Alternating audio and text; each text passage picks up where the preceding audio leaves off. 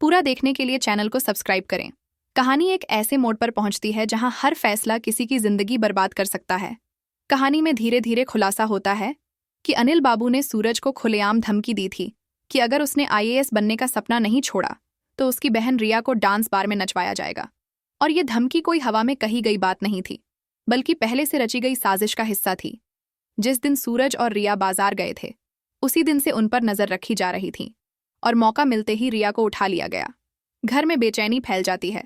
भगवान से मिन्नतें की जाती हैं कि किसी तरह रिया सुरक्षित मिल जाए, लेकिन हकीकत इससे कहीं ज्यादा डरावनी निकलती है, क्योंकि जिस बार के बाहर रिया का वीडियो बनाया गया था, वो बार तो कब का बंद हो चुका था और वो वीडियो सिर्फ लोगों को गुमराह करने के लिए बनाया गया था।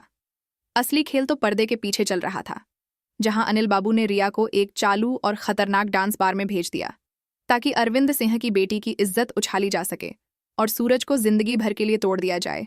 इसी बीच कहानी में एंट्री होती है ईशा की, जो सब कुछ जानने के बाद एक खतरनाक फैसला लेती है और खुद को बिंदास डांसर बनाकर उसी बार में पहुंच जाती है।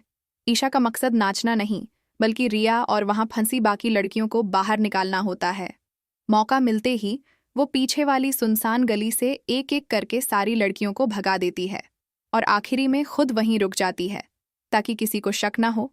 लेकिन यही उसका सबसे बड़ा बलिदान बन जाता है, क्योंकि बार के गुंडे समझ जाते हैं कि सारी गड़बड़ इसी लड़की ने की है और अब नुकसान की भरपाई उसी से कराने का फैसला होता है।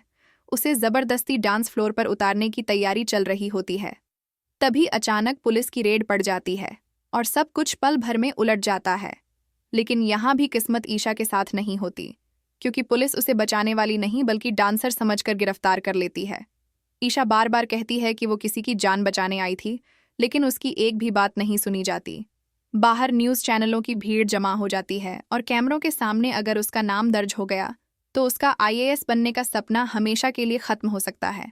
उधर किसी तरह रिया सूरज तक पहुंचती है और कांपती हुई आवाज में बताती है कि ईशा भाभी ने हम सबको बचा लिया, लेकिन वो खुद उसी बार में फंस गई। ये सुनते ही सूरज का खून खौल उठता है और उसका पुराना रूप वापस जाग जाता है। वो साफ कह देता है कि एक भाई अपनी बहन की रक्षा के लिए किसी भी हद तक जा सकता है, चाहे उसके लिए उसे कानून से भी क्यों न टकराना पड़े। अब कहानी एक निर्णायक मोड़ पर खड़ी है, जहां एक तरफ ईशा की इज्जत और उसका भविष्य दांव पर लगा है और दूसरी तरफ सूरज का गुस्सा और बदले की आग। सबसे बड़ा सवाल यही है कि क्या सूरज वक्त रहते पुलिस स्टेशन पहुंचकर ईशा को बचा पाएगा, या सिस्टम की साजिश उसे हमेशा के लिए कुचल देगी। क्या ईशा का आईएएस बनने का सपना टूट जाएगा, या यही आग उसे और मजबूत बनाएगी।